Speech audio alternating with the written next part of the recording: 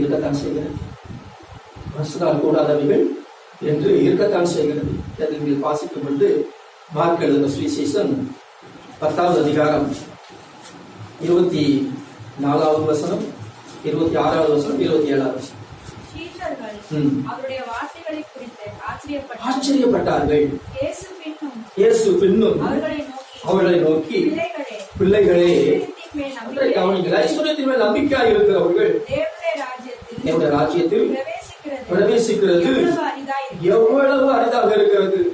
26வது வசனம். அவர்கள் பின்னும் அதிகமாய் ஆச்சரியப்பட்டு அப்படியானால் யார் ரட்சிக்கப்படக்கூடும் என்று தங்களுக்குள்ளே சொல்லிக் கொண்டார்கள். 27வது வசனம். இயேசு அவர்களை பார்த்து, மனுஷரால் இது கூடாததுதான், தேவனால் இது கூடாதது அல்ல, தேவனாலே எல்லாம் என்றார். மனுஷனால் கூடாததுதான் என்ன அர்த்தம்? மனுஷனால் கூடாதவைகள் உண்டு. தாமே சுவாசிக்கும் எல்லாம் கூடுங்க. ஆனால் உங்களை புரிந்து கொள்ள வேண்டும், மனுஷனால் சில காரியங்களை செய்ய முடியாது. என்ன முடியாது?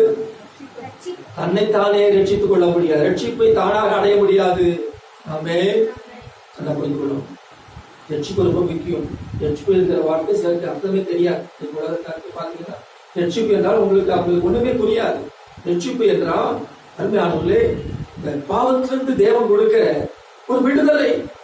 அது மாத்திரமல்ல, சாபத்திலிருந்து நரகத்திலிருந்து தேவன் கொடுக்கிற ஒரு விடுதலை தான் ரட்சிப்பு.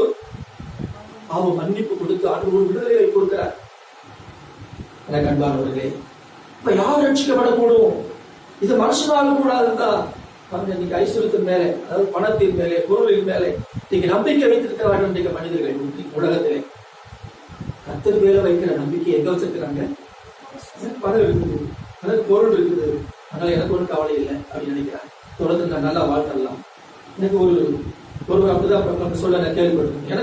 எனக்கு போதுமான பணம் இருக்குது, எனக்கு ஒன்றும் கவலை இல்லை, நான் எப்படினாலும் வாழ்ந்துருவேன் அப்படின்னு சொல்லி. அப்படி இல்லை. பணம் இருக்கிறதுனால, பொருள் இருக்கிறதுனால ஒரு மனுஷன் சிறப்பாக வாழ்ந்து விட முடியாது. அதனால நம்பிக்கை எதன் மேல இருக்கணும்? கர்த்தா இயேசுவின் மேலே. அல்லேலூயா. சோ தந்தை சொல்ற ஐஸ்வர்யத்தின் மேலே, பணத்தின் மேல் நம்பிக்கை வச்சா தேவனுடைய ராஜ்யத்திலே பிரவேசிக்கிறது எவ்வளவு அரிதாக இருக்கிறது. அப்ப யார் ரட்சிக்கப்படக்கூடும்? யார் ரட்சிக்கப்படக்கூடும்? சொல்றோம், தேவன் தான் ரட்சிக்க கொடுக்கிறார். ரட்சிப்பு யாருடையது? ஆமென். ரட்சிப்பு கர்த்தருடையது. இது உங்களால் உண்டானதல்ல, இது தேவனுடைய